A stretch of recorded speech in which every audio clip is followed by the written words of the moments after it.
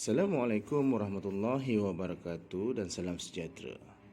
Saya Cikgu Nur Azmidi bin Ismail daripada SK Bukit Burang Melaka merupakan guru pendidikan khas yang akan membentangkan kajian tindakan saya yang bertajuk Seronoknya Bermain Speedline Mad Adventure Mobile Game.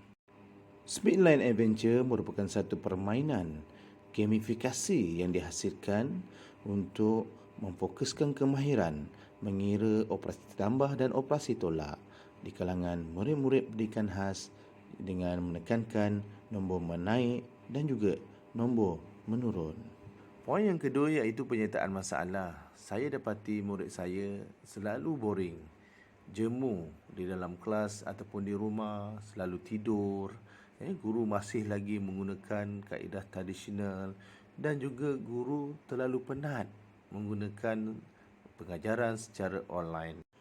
Jadi fokus kajian saya dalam kajian tindakan ini ialah untuk menambah baik amalan pengajaran dan pembelajaran saya di dalam kelas, khususnya untuk murid pendidikan khas menguasai kemahiran mengira nombor secara menaik dan juga secara menurun. Baiklah, saya kongsikan tujuan kajian saya yang mana adalah untuk menambah baik pengajaran PDP saya di dalam kelas untuk menerangkan konsep kemahiran mengira nombor secara menaik dan nombor menurun kepada murid pendidikan khas di kelas marik menggunakan permainan Speedline Mad Adventure mobile game ini. Seterusnya, saya akan kongsikan persoalan kajian saya iaitu bagaimanakah saya dapat menambah baik amalan PDP saya dalam menerangkan konsep kemahiran mengira nombor menaik dan juga nombor menurun di dalam permainan mobile game yang disediakan ini. Siapakah kumpulan sasaran saya? Sudah tentulah murid di kelas marik. Seramai 5 orang murid yang terdiri daripada 4 orang lelaki, 1 murid perempuan di Sekolah Kebangsaan Bukit Beruang, Melaka. Tentu anda bertanya kepada saya, apakah kaedah kajian yang digunakan?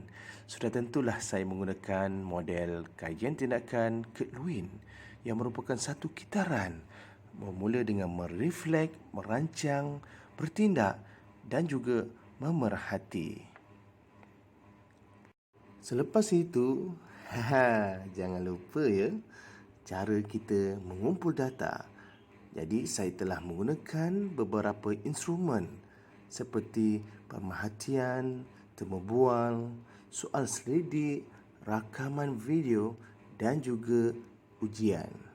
Jom, mari kita lihat bagaimana permainan ini dimainkan oleh murid saya.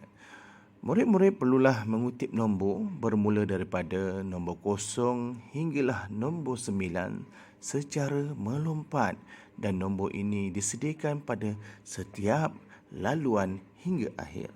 Seterusnya, setelah selesai murid mengutip nombor 0 hingga 9, murid perlulah menolak kekunci dinding itu ke hadapan, kemudian dinding itu akan terbuka bagi murid meneruskan misi seterusnya.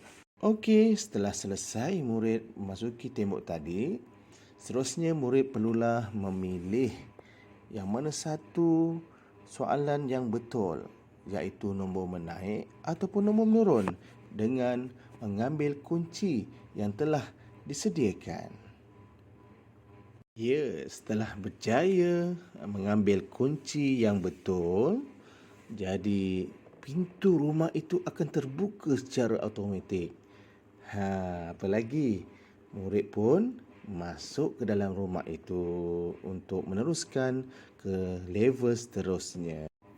Seterusnya, dalam level kedua ini, cabarannya ialah murid saya perlulah mengutip nombor secara menurun, yang mana murid akan melompat mengutip satu persatu bermula daripada nombor 9 hinggalah nombor 0. Selepas murid-murid mengutip nombor menurun itu tadi, murid perlulah membuka sekali lagi kunci yang disediakan, kemudian menolak kunci untuk membuka dinding di hadapan tersebut. Jeng jeng jeng. Kita pun dah masuk. Jadi anak-anak saya perlu buat apa? Ia perlu menjawab soalan yang disediakan. Sama ada nombor menaik ataupun nombor menurun. Jadi perlulah ambil kunci yang terletak di atas untuk membuka pintu rumah. Dan akhir sekali, setelah berjaya mengambil kunci yang betul itu, murid-murid bolehlah masuk ke dalam rumah tersebut. Jadi murid boleh meneruskan ke level ketiga yang penuh dengan cabaran, iaitu nombor menaik dan juga nombor menurun. Baiklah, sekarang saya menunjukkan apakah dapatan yang saya perolehi daripada kajian ini. Melihat kepada ujian Unit 1 dan ujian Unit 2 menunjukkan bahawa berlakunya peningkatan kepada murid MBK saya dalam mengira, nombor menaik dan juga menurun. Dapatan seterusnya melalui soal selidik yang telah saya jalankan. Murid memberitahu saya, cikgu, saya sukalah cikgu permainan ini, saya seronok, saya semangat, saya mudah faham cikgu dengan mengira menggunakan permainan Speedline Mad Adventure mobile game ini. Inilah kesan kepada murid MBK saya. Dan akhir sekali, kesimpulan dan implikasi terhadap diri saya yang mana ia dapat menambahkan lagi kemahiran saya, dapat menambah baik amalan saya dalam PDPC dan juga dapat menambah lagi pengetahuan saya dalam menjalankan kajian seterusnya.